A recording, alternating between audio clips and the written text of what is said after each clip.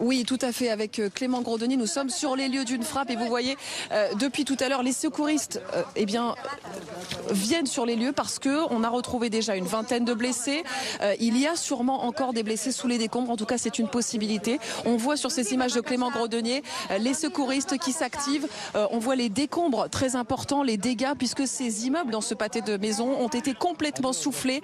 Tout à l'heure, un secouriste nous disait qu'il ne restait quasiment plus rien. Heureusement, il n'y avait pas trop d'habitants à l'intérieur. Et donc, pour l'instant, le bilan est assez modéré, on va dire, puisque une vingtaine de blessés seulement, et je mets de gros guillemets évidemment au mot seulement, ont été retrouvés. Mais effectivement, ce bilan pourrait s'alourdir. Vous voyez, sur ces images de Clément Gros-Denis, c'est un petit peu chaotique sur les lieux parce que les secouristes se succèdent, viennent pour continuer les recherches, faire des fouilles dans des conditions difficiles aussi, puisque l'édifice de ces immeubles a été totalement fragilisé par les frappes directes qui ont eu lieu tôt ce matin. Et donc, il faut faire très attention. D'ailleurs, on ne peut pas aller plus loin parce qu'il y a des parties de ces immeubles, d'habitation qui risquent de s'effondrer, des débris qui pourraient faire des blessés supplémentaires. Donc, il y a des conditions de sécurité vraiment drastique à respecter et toujours plus de secouristes qui arrivent sur les lieux de cette frappe. C'est l'un des sites qui a été le plus touché ce matin, ici au nord de Tel Aviv, avec donc encore une fois une vingtaine de blessés. Et puis tout à l'heure, on a fait un tour dans le quartier. Il y a tout autour des immeubles dont les vitres ont été complètement soufflées, des secouristes qui s'activent partout, des gens qui ont été évacués de leurs habitations. Il y a notamment une maison de retraite à seulement une vingtaine de mètres d'ici qui a été touchée aussi ce matin par le souffle de l'explosion. C'est donc une frappe avec des dégâts très impressionnant ici qu'on peut vous montrer avec Clément Gros-Denis et vous pouvez le voir juste à l'instant. Il me semble qu'une partie de l'édifice s'est effondrée. Ça fait un petit peu de poussière parce que, encore une fois, ces immeubles ont été fragilisés par les frappes et le plus important, encore une fois pour l'instant, c'est de retrouver d'éventuelles victimes supplémentaires. Élise Phillips avec Clément Gros-Denis, ce sont des images BFM TV que vous nous transmettez depuis donc le nord de Tel Aviv. On parlait du concept de riposte approprié manifestement en ce moment en Israël. Il n'y a pas d'alerte en cours, on peut circuler dehors, les secouristes peuvent travailler, les journalistes également. Comment interpréter, Guillaume Lasconjarias, le silence des Iraniens, on va dire des caciques du régime? Le guide suprême ne parle pas, le président de la République islamique ne parle pas. Alors, ils parlent avec leurs armes peut-être, mais depuis cette nuit, il n'y a rien qui vient de Téhéran. Déjà parce que très souvent, c'est une caractéristique aussi de ce type de régime, c'est plutôt des monstres froids. Ils attendent. Ils répondent effectivement d'une autre façon. Les salves de missiles qui ne s'arrêtent pas, c'est en soi déjà une forme de réponse. Et puis, ils le font de manière aussi indirecte. Ils le font à la télévision, même si le message télévisuel, on a entendu il y a quelques... Bien sûr, en fait, il se tourne vers plusieurs types d'audiences. D'abord, la sienne, c'est essentiel. Et on sait qu'après avoir coupé Internet, le réseau Internet et de communication s'est réouvert en Iran. Donc, en gros, préciser à la population que, tout ne va pas bien, mais nous sommes encore là. Donc, c'est important de redonner une forme de charisme et de stamina. Ensuite, on s'adresse forcément et aux États-Unis et à Israël, qui sont en fait aujourd'hui là les adversaires, mais on s'adresse aussi aux alliés ou aux potentiels partenaires. Et comme on peut véritablement les compter sur les doigts d'une seule main, la Chine, grosso modo, et la Russie, même si ce sont en fait des partenaires qui ne sont pas des alliés. Il y a les Houthis qui disent à l'instant que les frappes américaines sont une déclaration de guerre contre le peuple iranien. Oui, mais alors les Houthis, même chose, ça fait 3 jours qu'ils se sont dit qu'ils allaient reprendre les frappes contre le commerce, notamment américain ou israélien en mer Rouge, ce qui va en fait tendre encore plus les flux commerciaux.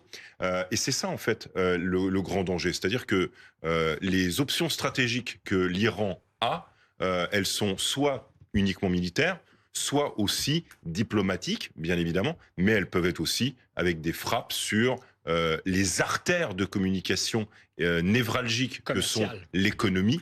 Et donc, vous avez le détroit d'Ormuz ou, bien évidemment, la mer Rouge. Alors là, on parle des Houthis et le Hamas aussi, qui s'est rangé du côté de l'Iran, évidemment, ce matin. On pense aussi aux différentes attaques. Vous en parliez de l'Iran qui sont possibles, mais est-ce qu'il pourrait y avoir, par exemple, une attaque directe sur des civils? Oui, vous pouvez avoir des attaques terroristes. C'est d'ailleurs quelque chose que l'Iran a fait ou a fait faire tout au long de ces 40 dernières années. Donc, la menace terroriste, à mon avis, probablement dans nos pays, y compris occidentaux. L'Europe aussi peut... Ah bah bien sûr.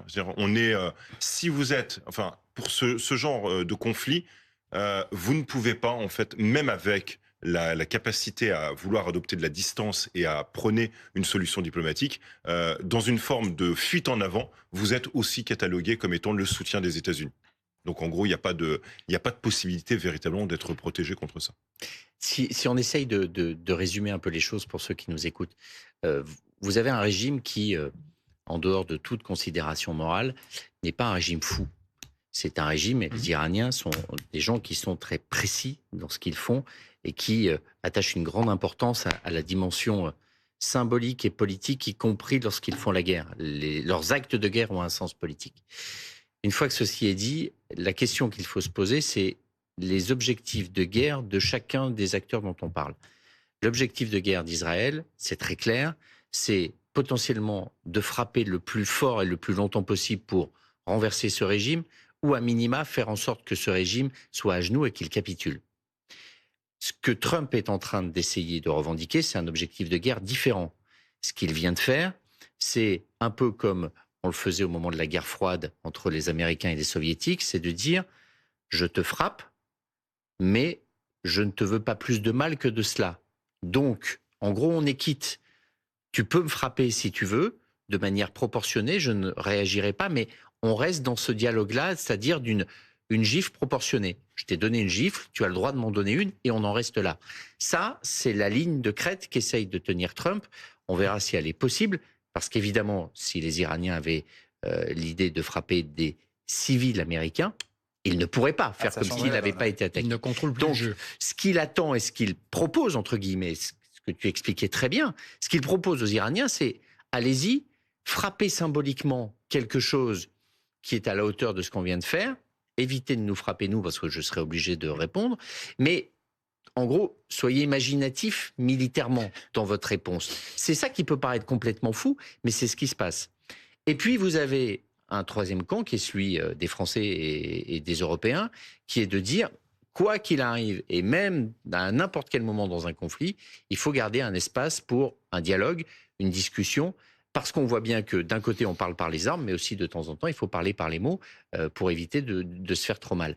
Et vous avez un régime, c'est la seule chose qui par rapport à d'autres conflits qu'on a pu connaître, et je pense notamment à l'Irak, et encore une fois je prononce ce mot en disant que rien n'est comparable, à part peut-être cela, vous avez un régime qui est capable de comprendre cette complexité-là et d'y répondre de manière tout aussi complexe et articulée. Et j'ajoute un dernier élément à l'équation qui est l'élément économique que nous ne contrôlons pas. Et si on retourne un peu en arrière, lorsque l'Iran et l'Irak se faisaient la guerre, on est passé mais vraiment à deux doigts d'un cataclysme financier. Le monde des assurances et le monde de la réassurance, parce que le transport maritime avait été très sérieusement menacé, est passé, mais à un doigt d'éclater, à telle enseigne que la Lloyd's, la fameuse grande compagnie d'assurance, était au bord de la faillite parce qu'il n'y avait plus personne qui avait les moyens d'assurer le transport maritime. Or, un cas de figure semblable pourrait se reproduire aujourd'hui, et c'est l'intervention des Américains qui, dans la région, avaient pacifié ce transport, qui avait permis d'éviter cette catastrophe. Aujourd'hui, est-ce que les Américains ont ces moyens? D'autant qu'on n'en parle pas beaucoup, et je termine là-dessus. Il y a en Asie, où les Américains rêvent de pivoter depuis Obama, où ils sont très exposés, les Américains. C'est-à-dire que si les Chinois, pour une raison ou une autre, décidaient de faire pression, ils ont très peu de moyens pour répondre. Jean-Claude Allard, pour résumer un peu ce qui vient d'être dit, qui a la clé maintenant? Qui a la clé de la suite des événements? C'est le régime iranien? C'est la façon dont il va réagir qui va déterminer toute la suite? Oui, effectivement, on peut imaginer qu'une attaque de ce type très forte contre le cœur du pouvoir iranien, qui est cette capacité à monter vers le nucléaire pour se débarrasser définitivement d'Israël, parce que c'est leur c'est consubstantiel au régime, leur projet depuis 1979, du régime, bien entendu. Il y aurait une certaine analogie avec Ben Laden, si je puis me permettre. C'est une analogie. c'est pas une comparaison, c'est-à-dire que premièrement, l'attaque proportionnée, ce serait une attaque sur le territoire américain du type 11 septembre, mais auquel cas, ça prend du temps à mettre en place. Proportionné mais dans l'état d'esprit iranien, parce que voilà, dans et inacceptable pour les Américains. Oui, évidemment. Voilà, donc les Américains ont besoin d'éviter cela et donc de reprendre le dialogue dans les conditions qu'on a fixées. Et le deuxième point, c'est effectivement une dichotomie entre les buts de guerre américains et israéliens, parce que les Israéliens visent effectivement la décapitation du régime. Et l'ayatollah Khamenei ne paraît pas en live et en direct, tout comme Ben Laden. Il est au fond d'un bunker, il a coupé toutes ses communications téléphoniques, il va enregistrer non plus des cassettes vidéo, mais des clés USB peut-être, qu'on va nous diffuser dans quelques jours. Mais il est exactement dans les conditions où était Ben Laden dans ces grottes au sud de l'Irak.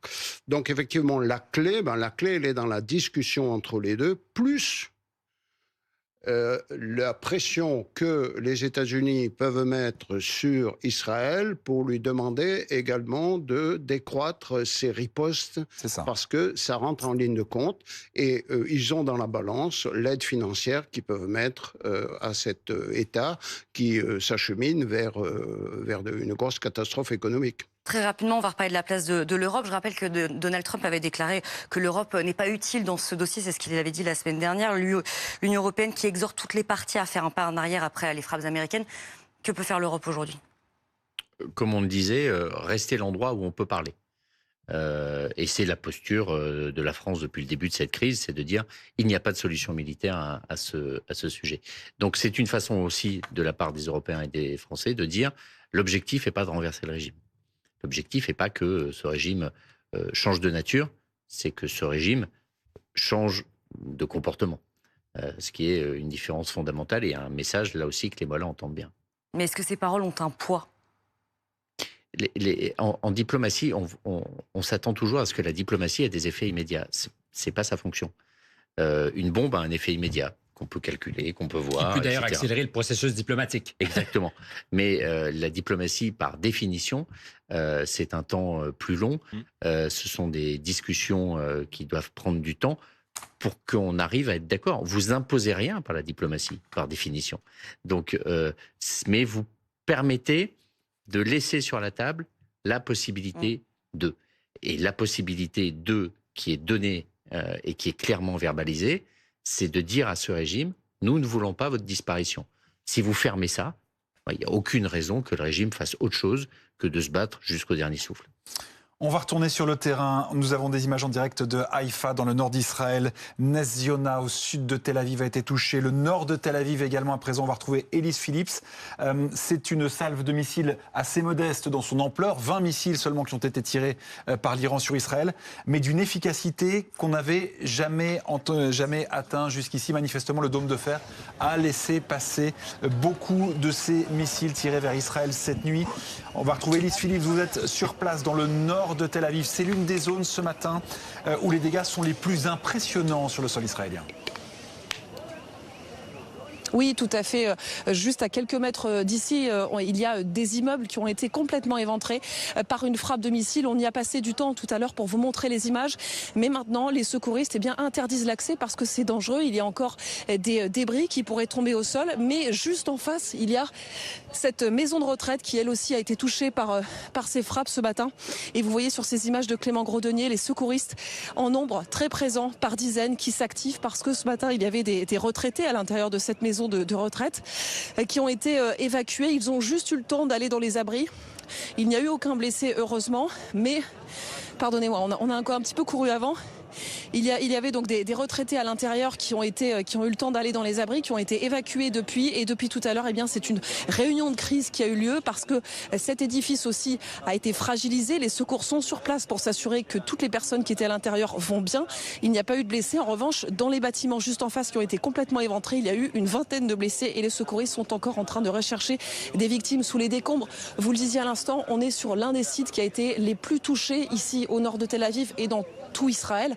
C'est 20 missiles, 30 missiles qui ont été envoyés par l'Iran ce matin et qui, pour certains, n'ont pas été interceptés parce que la défense antiaérienne n'a pas résisté à cette attaque très massive de la part de l'Iran.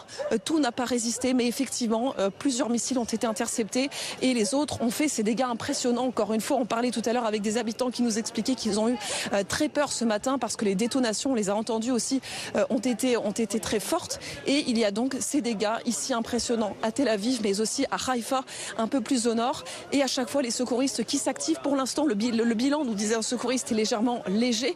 Il n'y a qu'une vingtaine de blessés au regard de l'attaque massive qui a eu lieu ce matin. Mais effectivement, ce bilan pourrait s'alourdir. Et on attend encore un bilan plus important. On voit encore une fois les secouristes qui s'activent sur ces lieux de la frappe. Cette maison de retraite dont les fenêtres ont été complètement soufflées par l'explosion ce matin.